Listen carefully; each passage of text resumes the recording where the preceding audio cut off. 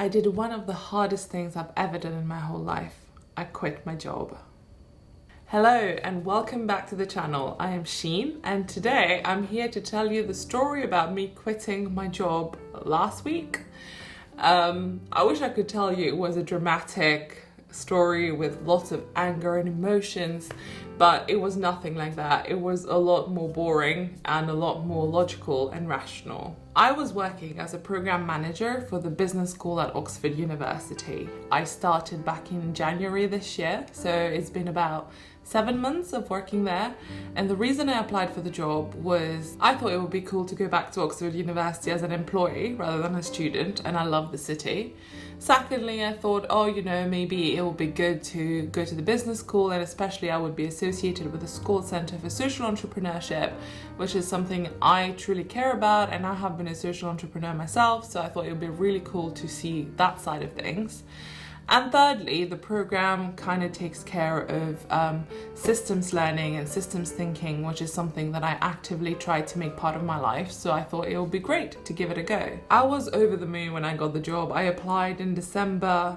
By the end of December, I knew that I got it. So I was about to start in January. I was really excited. And also turns out that my direct line manager was going to be someone who I was friends with from Oxford, so really great.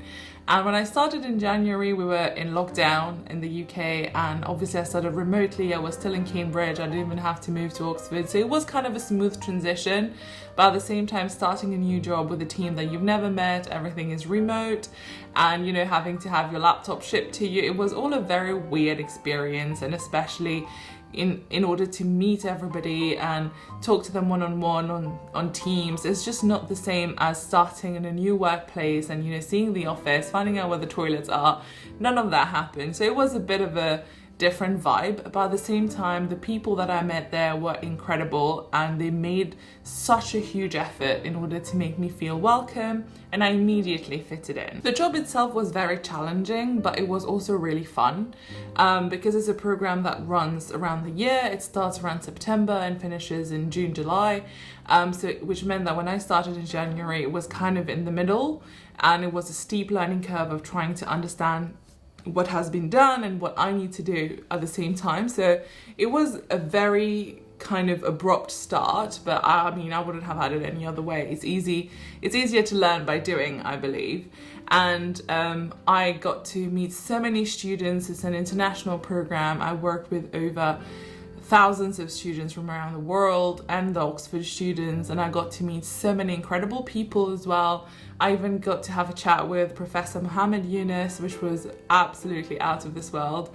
It was really enriching experience, I would say. But then my initial work contract was till July 2021, and when it was getting closer to the time, they offered me another contract for the next 3 years, and I thought this was a natural point for me to reassess now whether I wanted to stay on for the next 3 years or whether it was time to find something else or move on. So it was kind of a natural point which made me reassess where I was. So then I had a bit of a deep brainstorming with myself in order to decide whether I wanted to stay on or not. And the following 3 reasons are the reasons that made me decide that it was time to quit. Firstly, I realized that creativity is a lot more important to me than stability. What I mean by that is the program that I run has a yearly cohort, which means that every year you do start to repeat the same work. Obviously, you get more comfortable and you know exactly what needs to be done. Therefore, the longer you do it, the better you get at it. And I used to think that this was the kind of job I would like because, stability brings confidence and therefore you excel more at what you're doing. But turns out I didn't like that. What I liked more and I found myself doing a lot more was to try and be more creative and innovate and constantly try to not do things just the way they were being done, but rather to bring in something new to the platform, bring in something new to the course. And that's what makes me more energized and makes me more interested in the work. So it turns out I don't find repetition fulfilling, and it turns out that I really enjoy novelty and I like being constantly challenged, therefore constantly learning something new, doing something, that's more short-term and challenging, and then moving on to a new challenge.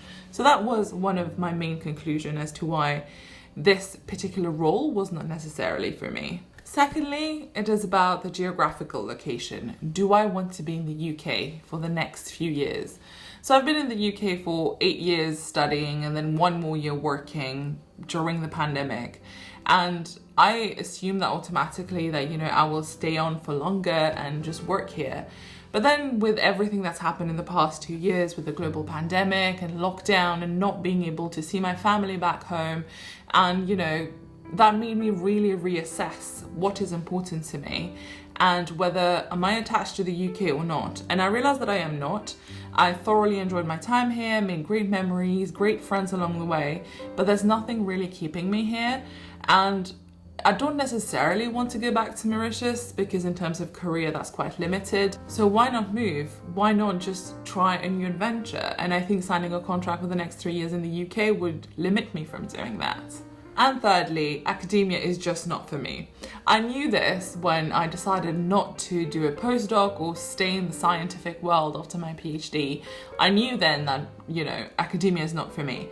But I thought this would be different because it is in the business school, it is not lab-based, it is not scientific work, and it would be a bit more of a managerial role. But turns out, university is just university, which is very different to any kind of corporate world, for example. And I think that I came to the realization again that, I don't necessarily like jumping through so many hoops. I don't necessarily like all the politics that comes with working in academia. And I just want things to be a bit more faster paced and shorter term. I don't like doing something forever. I just need to do something short term, very challenging, wrap it up, move on to something else. And again, it was useful for me to have this experience of a first real job to know exactly what I wanted and therefore deciding that this is not for me. So because of all these reasons, it became quite clear to me that I was not going to sign this 3-year contract because I am not happy and I don't find it fulfilling what I was doing. And then when a new opportunity came up that addressed all of these, obviously I jumped to it. We will discuss this in another video where I will explain what I'm moving to. So yes, I did quit my job for another job. I have a little bit of free time now in between the two.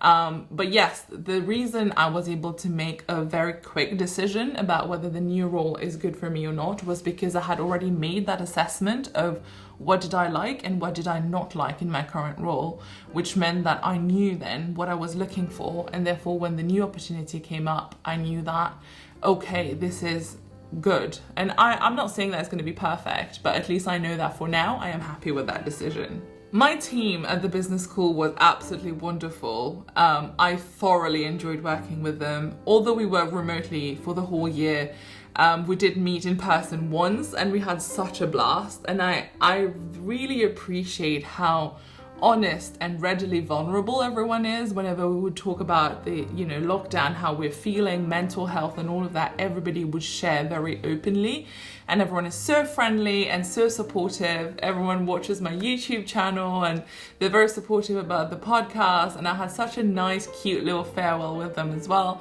So that also made me realize how important the vibe of where you work is, and how the people actually make the difference.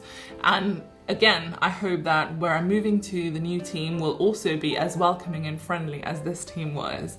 And even when I told them about the fact that I was making the decision to leave, everyone was again supportive, and they tried to understand why I was leaving. And when they understood that it was for personal reasons and I've done the assessment in a very objective way, everybody was supportive, and I'm sure that we will remain friends even after I've left. So my takeaway message for you really, if you're considering quitting your job, I think you should do it, because if you are considering it, it means that you want to do it. And you need to be honest with yourself about why are you considering it, and take a minute, sit down, have a little writing of, you know, the pros and the cons, and be very honest about the pros and the cons. And it's really helpful. That's what I did. And to be brutally honest is important, because that's the only way you will get to a decision. And, you know, recognizing the good parts and the bad parts is good, because then you can make another assessment in terms of what are your values, what really matter to you, and therefore is this job what I want. And if there are things there that you don't like that can be changed, obviously ask for that. Try and make the changes first before you quit.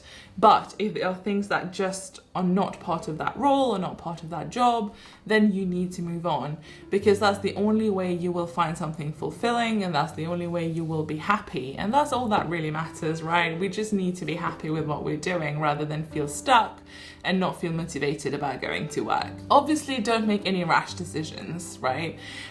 We need to be clear that we will be comfortable for how long if we don't get a job, and, you know, how ready are you to take the risk of quitting your job without having something else lined up, or do you want to get something else lined up before you quit your job? It's all about you, right? And obviously there's a place of privilege out there as well where you can decide to quit your job without having another one. I recognize all of that, but obviously assess all of your risks and then decide how to move forward.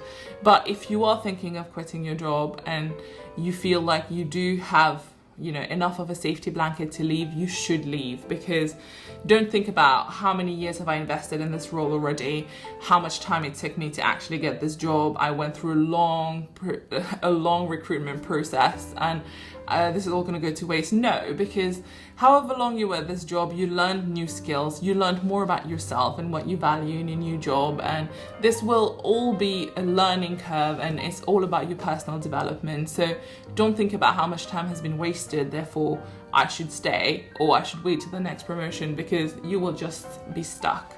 You know, just make decisions based on the now, and don't think about what has already been invested, and don't think about what might be coming up. It's more about being realistic about your present, and therefore making decisions that will impact your future in a positive way. I now have a lot of free time on my hand, she says, thinking about her never-ending to-do list. But at least it means that I have a lot more time for the YouTube channel. I have a lot planned, and hopefully I will be a bit more consistent in terms of producing stuff. And if there's anything you would like me to talk about, please let me know. But if not, I will see you in the next video. Thank you. Bye.